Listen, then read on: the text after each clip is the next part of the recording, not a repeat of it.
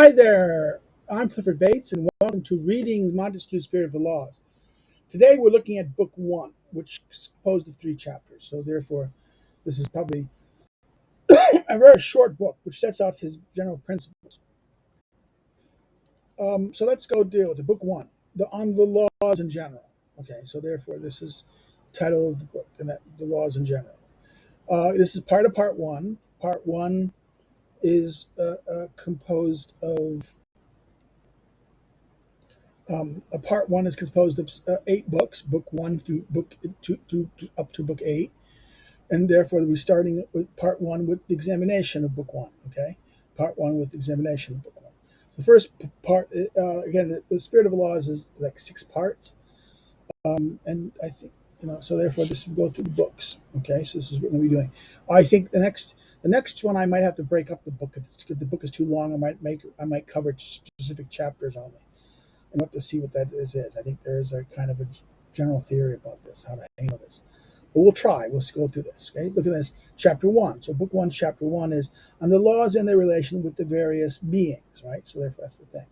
Laws taken in the broadest meaning are necessary relations deriving from the nature of things. And in this sense, all beings have their laws. The divinities have, in other words, everything has laws. Every kind of thing. So therefore, divinities has its laws. The material world has its laws. The intelligence superior to man have their laws, and the beasts have their laws, and man has his laws. Those who have said that blind fate has produced all the effects that we see in the world have said a great absurdity. For what greater absurdity is there than a blind fate that could have produced intelligent beings? There is a primitive reason. There is then a primitive reason, and laws are both the relation that exists between it and different beings, and the relations of those various beings to each other. So therefore, there's a primitive reason, and then law is what both the relation that exists between the primitive reason and different beings, and the relationship between those beings, those different various beings to each other. God,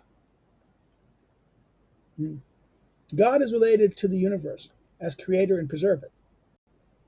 The laws according to which he created are those according to which he preserves.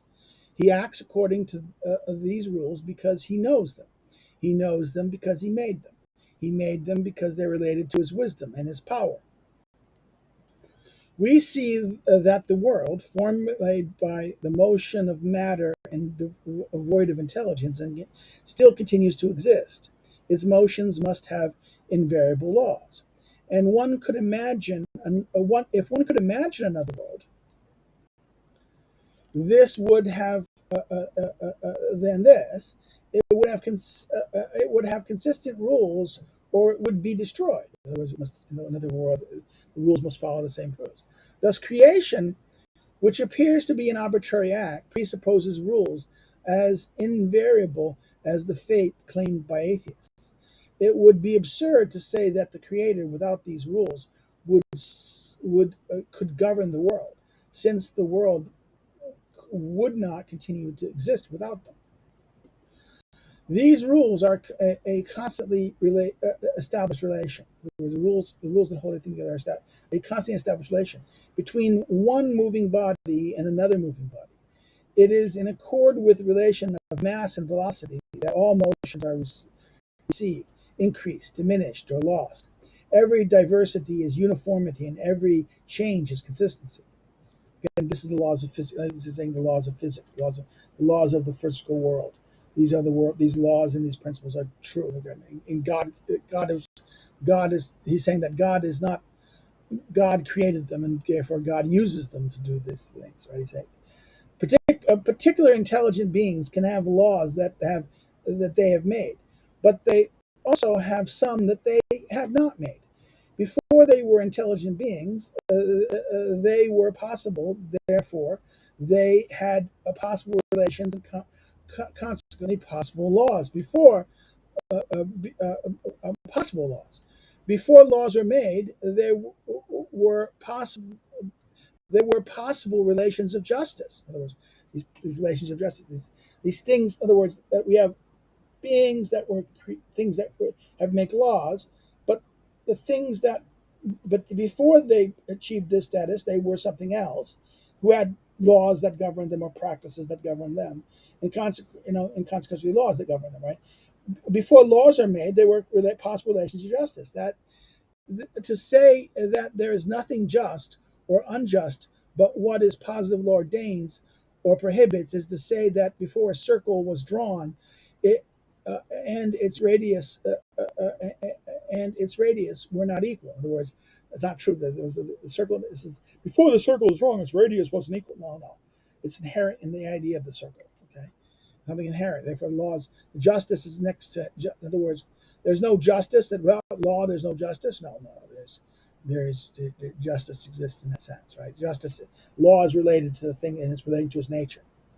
Therefore, one must admit that there are relations of fairness prior to the positive law that establishes them. So that, for example, assuming that there were societies of men, it should be just to conform to their laws.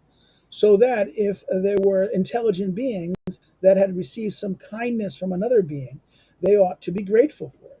So that if one intelligent being had created another intelligent being, the created one ought to remain in its original dependency, so that one intelligent being who had who has done harm, so that one intelligent being who has done harm to another intelligent being deserves the same harm in return, and so forth. So I've done benefit to you. That there was the relationship is this idea of this of one ought to remain in this dependency if they've created it and they've done better. So that intelligent being who has done harm should deserve harm. But the intelligent world is far from being as well governed as the physical world.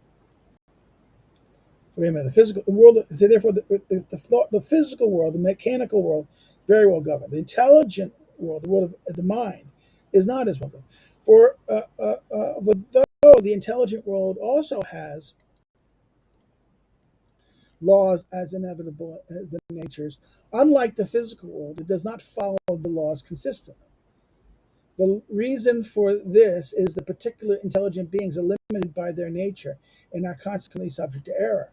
Furthermore, it is in their nature to act by themselves. Therefore, they do not constantly follow the primitive laws or even follow the laws that they give themselves. In other words, they're not consistent.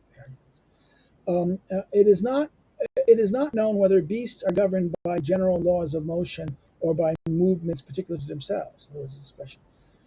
Be that as it may, they do not have more intimate relations with God than the rest of material has, and feeling is useful. And feeling is useful to them only in relation to one another, either with particular beings or with themselves. In other words, feeling only has is useful to them only in relation to one another, either with other particular beings, or with themselves, their feelings. By the attraction of pleasures, they preserve their particular being.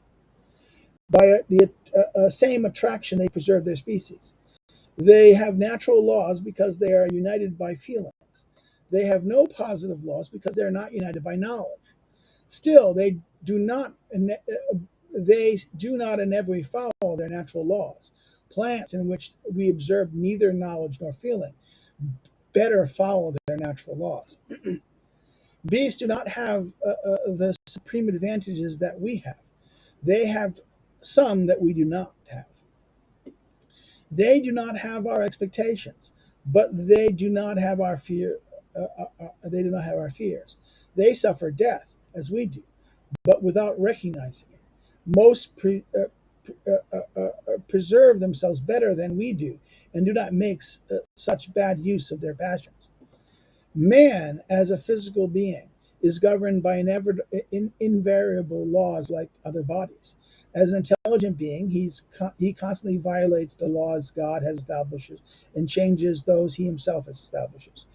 He must guide himself, and yet he is a limited being. He is subject to ignorance and error. And as all finite intelligence, as all finite intelligence, he's a finite intelligence, he's subject to error and ignorance. He loses even the imperfect nature he has, right? As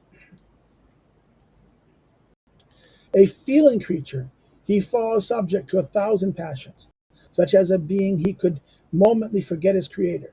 God has called him back by the laws of religion. In other words, got to call him back in the laws of religion to call him back to his religion. Such a being could at any moment forget himself. Philosophizers remind him of himself by the laws of morality. So therefore, that forgetting of God, religion laws, of himself, moral laws. Made for living in society, he could forget his fellows. Legislators return him to his duties by his political and civil laws. So political and civil laws are for what? For living in for people, for being able to live in society. And notice the word is society, which is very interesting. Montesquieu speaks of society, not community. And this is an interesting term. He doesn't have the Gemeinschaft, Gesellschaft issue.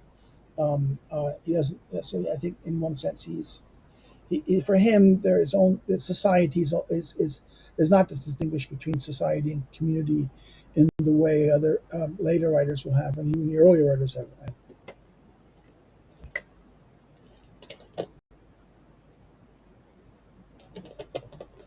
Chapter 2 on the laws of nature. Prior to all these laws are the laws of nature, so named because they derive uniquely from the constitution of our being. So therefore, in other words, the laws of nature are the laws that are uniquely derived from the constitution of our being, the being we are, our existence, our nature, in that sense. To know them well, one must consider a man before the establishment of society. So you have to kind of like sounds like Grotius and Hobbes, right? The laws he would receive in such a state would be the state of the laws of nature, right, in the natural state. The laws that impress us, the idea of a creator, and therefore leads us towards him, is the first of the natural laws in importance, though not first in the order of these laws. A man in the state of nature would have the facility of knowing rather than knowledge. In other words, I would have the facility to know, but not knowledge. So therefore, he wouldn't necessarily know his creator, right? It is clear that his first ideas would not be speculative ones. He would think of the preservation of his being before seeking the origin of his being. So, in other words, that his ideas won't be speculative ones. His first what preservation, right? I'd be thinking about preserving my things before I speak of the question of where did I come from, right? These speculative questions. Such a man would at first feel only his weakness. His timidity would be extreme. As for evidence, if their need at this point, savages have been found in the forest. Everything makes them tremble. Everything makes them flee. Again, this idea that the first man is the original man is kind of a fearful man. He's always fear. He has this no basis. He flees from everything. In this state, each feels himself inferior. He scarcely feels himself an equal. Such men would not seek to attack one another, and peace would be the first natural law. So therefore, this is interesting. This is contra Hobbes, in that sense. And you can also see the origins of Rousseau here. Of this, the origin of Rousseau is in his discourse on equality, the second discourse on the inequality of man. Right. That this is the origin of this is that man doesn't have language. He's fearful. He's not going to fight. He's not going to conquer. He's going to flee. Right. And that peace would be the first natural law in that sense. Hobbes gives to men the first the desire to subjugate one another, but this is not reasonable. The idea of empire and domination is so complex and depends on many ideas that it would not be the one they would first have. Hobbes asks, if men are not naturally in the state of war, why are they always carrying arms, and why do they have keys to lock their doors?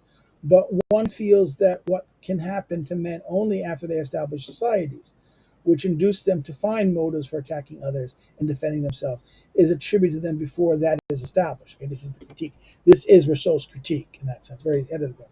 Man would add the feelings of his needs to the feelings of his weakness. In other words, man would add his feelings of his needs to the feelings of his weakness. Thus, another natural law would be one inspiring him to seek nourishment. So the first one is peace, to seek peace, and therefore to seek security. Second one is nourishment, right? Defending himself and establishing. In other words, that first they seek society, they seek nourishment. I have said that fear would lead men to flee another, but the marks of mutual fear would soon persuade them to approach one another. They would be so inclined by the pleasure one animal feels at the approach of an animal of its own kind. In other words, this here, this is the difference between Hobbes and even Rousseau. That all of a sudden, okay, yes, everything is fear, fear, but all of a sudden, one sees something of him, some like himself, one like himself. There's a pleasure to that, and that leads them to come near. So, man is for Hobbes, man is always the other is unpleasant. Here, no, to see someone like who's like us, it gives us pleasure. He says, right?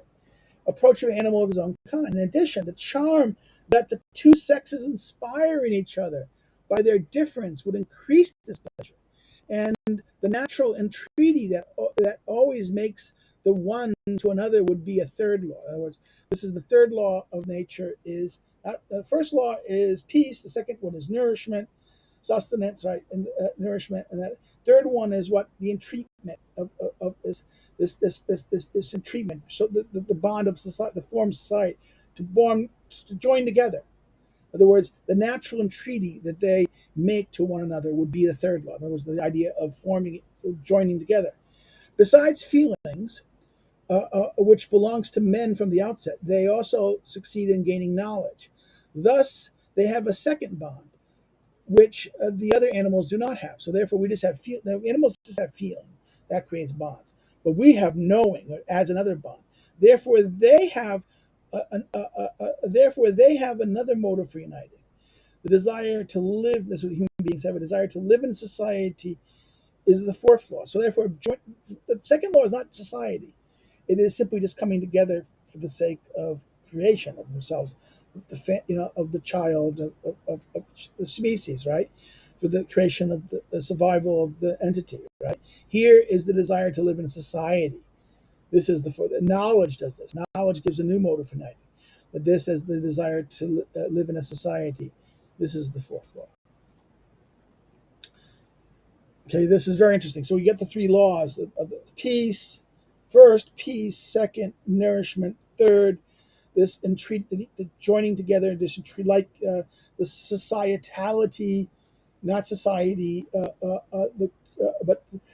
but human seeking fellowship of another of their kind, and maybe even reproduction, right? And then the third, because of knowledge, and that's only because of feeling. Now we at what? Knowledge. Man has knowledge, and through knowledge, this gives us what? Okay, we understand that this is that okay, the bonds of other animals do not have. We know okay that we bond together and we get more than we did. Therefore, this is the fourth law is that we live in the desire to live in society, our social nature, the social animal. So man, this is the fundamental thing. Man is a social animal in this Montesquieuan framework, not this individual, a social animal of Hobbes, and that therefore the society is always possible in that sense. Number three, on positive laws. As soon as men are in society, they lose their feeling of weakness. Society, we lose their weakness. The equality that was among them ceases. In other words, the natural equality of them all being in fear, and that all of a sudden ceases. They enter society, then this is again Montesquieu hits on Rousseau's basic theme of that inequality emerges once in society, right? The equality that they had in nature ceases that they enter amongst the enter in society, right? And the state of war begins. In other words, the conflict that society all of a sudden fights with society, and that this is the state of war, right? Each particular society comes to feel its strength, and producing a state of war among nations. The individuals within each society begins to feel their strength, and they in turn their favor the principal advantage of this society, which brings about a state of war among the society. Right? These two sorts of state of war bring about the establishment of laws among men. Right? The laws that bring this. Considering the inhabitants of a planet so large, so different people that different peoples are necessary, they have laws bearing on the relationships of these people have one another, and this is the right of nations. The right of nations are the laws or the rules of peoples against peoples. Right? Considering as living in a society that must be maintained, they have laws concerning the relationship between those who govern and those who are governed. This is political right. Political right deals with what? But the right of nation is society to society. That political right is the laws within a society determining who's governed and who's governing, who is those who govern and those who are governed. Okay. Further, they have relation concerning the relation that all citizens have to one another. This is civil right. So political right is understood as the relationship between ruler and ruled, and civil right is the relationship of every person in the society towards each other, in relation to each other.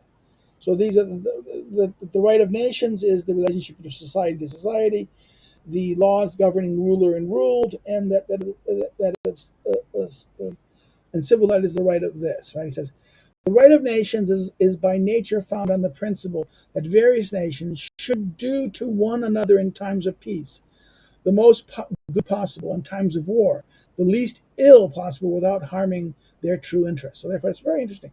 It's not they should conquer, and it's the laws of nature seem to want to the laws of nature wants to regulate conflict, so that they, but in times of peace, do as much good as possible, and times of war, the least amount of possible, without harming their true interests. Both these situations, the least ill possible. In other words, that do ill, but but without harming their true interests.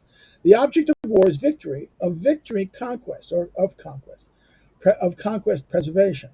In other words, of object of war is victory, of victory conquest, of conquest preservation. All the laws that form the right of nations should derive from this principle in preceding one. Okay, so the laws of nations deals with rights of nations deals with the question of victory and victory conquest and conquest about preservation. Right, all nations have a right of nations. Even the Iroquois, who eat their prisoners, have one. They send and receive embassies. They know rights of war and peace. The trouble is that their rights of nation is not founded on true principles. This one, that's right, the Iroquois, right? They have their things, they eat their prisoners. Okay. In addition to the rights of nations, which concern all societies, there is a political right for each one. A society should not continue to exist without a government. The union of all individual strength, as Gervinus right, said, forms what is called the political state. This is the political state is that the union of all individual strengths form what is the political state. The strength of the whole society may be put in the hands of one alone or the hands of many. Since nature has established paternal power, some have thought that government by one alone is the most in conformity with nature. But the example of paternal power proves nothing. For if the power of the father is related to the government by one alone, then after death of the father, the power of the brothers, or after that, the death of the brothers, the power of the first cousins is related to government by many. Political power necessarily includes the union of many families. So not only the family, but a union of many families. It is better to say that government most in conformity with nature is the one whose particular arrangement best relates to the disposition of the people for whom it is established. So therefore, the question is that this relationship between what is the disposition of the people? Okay, what is the best relates to the disposition of the peoples for whom it is established? In other words, what is the disposition of the people? What the government that best reflects that disposition is the best government. Individual strength cannot be united unless all wills are united. Okay, the union of these wills, as Gervinus again aptly says, is what is called the civil state. So the civil state is that body which unites all these wills. So the political state is the individual strengths, right? The union of all individual strengths. But the union of wills is the civil strength. That's interesting. You know, these wills, the individual strengths cannot be united if the wills are not united. So the civil state is what unites the wills. So the political is strength, the civil is of their wills. Laws in general, law in general is human relation insofar as it governs all the peoples of the earth. And the political and civil laws of each nation should be only the particular ones to which human reason is applied. So therefore, political reason and political and civil law of each nation should be only the only cases to which human reason is applied. Law should be so appropriate to the peoples for whom they are made that it is very unlikely that the laws of one nation can suit another. Therefore, laws will always suit the people that they are. Sometimes it may not be take laws from one people and other people.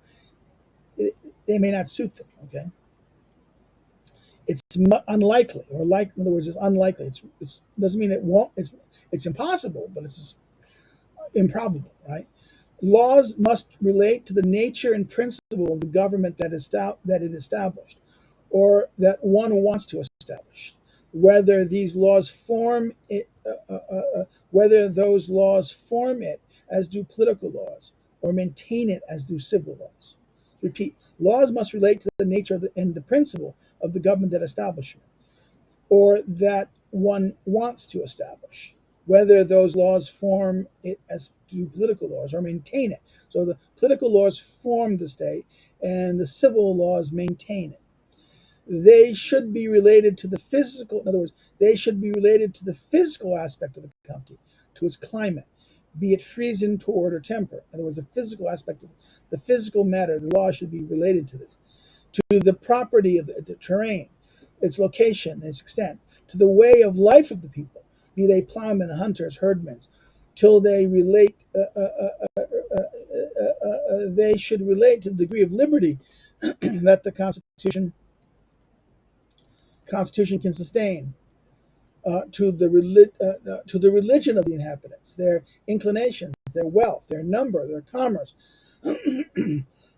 their mores and their manners. And finally, the laws are related to one another, to their origin, to their purpose, to the purpose of the legislature, and to the order of things on which they were established. They must be considered from all these points of view. In other words, you said all these points of view. So let's look at this. I want to take a swig of water here before, as you heard, the horsey throat.